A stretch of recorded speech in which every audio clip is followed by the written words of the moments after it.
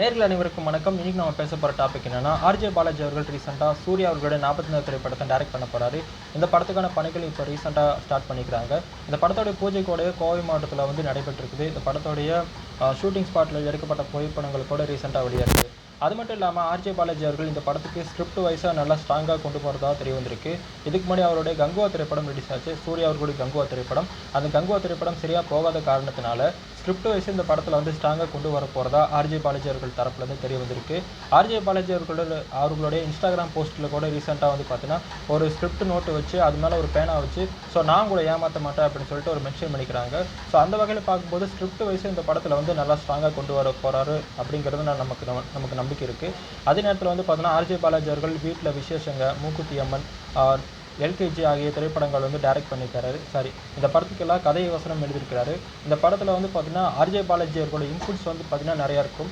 அந்த வகையில் பார்க்கும்போது ஆர்ஜே பாலாஜி அவர்கள் இந்த படத்தை ஒரு ஃபேமிலி ஓரியன்டான சப்ஜெக்டை எடுத்துகிட்டு போவார் அப்படிங்கிறதுல நமக்கு நம்பிக்கையாக இருக்குது. ஆர்ஜே பாலாஜி அவர்கள் இந்த படத்தை ஒரு ஆன்மீகம் சார்ந்த ஒரு கதையை எடுத்துகிட்டு போகிறதா தெரிய வந்திருக்கு. இதில் வந்து ஒரு முக்கியமான கேரக்டரை நம்ம ஸ்வஸ்திகா விஜயன் அவர்கள் நடிக்க போகிறாங்க. ஸ்வஸ்திகா விஜயன் அவர்கள் கிட்டத்தட்ட 6 வருடங்கள் கழித்து தமிழ் சினிமாவில் லப்பர் பந்து இந்த திரைப்படத்தின் மூலமாக என்ட்ரி கொடுத்துருக்குறாங்க. இப்போ ரீசெண்ட் டைமில் வந்து நிறைய திரைப்படங்கள் நடிக்க புக்காக இருக்கிறாங்க.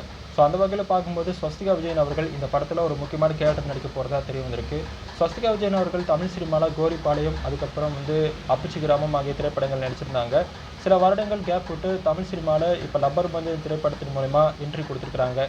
இதில் வந்து நம்ம தினேஷ் அவர்களுக்கு, அட்டகதி தினேஷ் அவர்களுக்கு மனைவியாக நடிச்சிருப்பாங்க. நம்ம இரிஷ் கலைன் அவர்களுக்கு மாமியார் கேரக்டர் நடிச்சிருப்பாங்க. ஸ்வஸ்திகா விஜயன் அவர்களுடைய அந்த கேரக்டரை பார்த்து நிறைய பேர் பாராட்டினாங்க. முக்கியமாக சிவகார்த்திகேயன், மாரி செல்வராஜ் எல்லாருமே நம்ம ஸ்வஸ்திகா விஜயன் அவர்களுக்கு கால் பண்ணி பாராட்டினாங்க. மக்களிடையே வந்து பார்த்தீங்கன்னா ஸ்வஸ்திகா விஜயனுடைய இந்த மாறுபட்ட கதாபாத்திரம் எல்லாருக்கும் பிடிச்ச மாதிரி ஒரு கதாபாத்திரமாக இருக்குது. கண்டிப்பாக இவருடைய இந்த சூர்யா அவர்களுடைய 44 திரைப்படத்திலையும் ஒரு நல்ல கதாபாத்திரத்தில் நடிப்பாங்க அப்படிங்கிறத நம்ம எதிர்பார்த்து காத்துட்ருப்போம். உங்களுக்கு ஸ்வஸ்திகா விஜயன் அவர்களுடைய படங்களில் எந்த படம் பிடிக்குது அப்படின்னு சொல்லிட்டு மறக்காமல் கமெண்ட் பாக்ஸில் கமெண்ட் பண்ணுங்கள். நாளைக்கு இதே மாதிரி ஒரு சூப்பரான டாப்பிக்கில் உங்களை சந்திக்கும் வரை உங்களிடம் இருந்து விடைபெறுவது நான் உங்கள் விஜய் துரைசாமி. பாய்.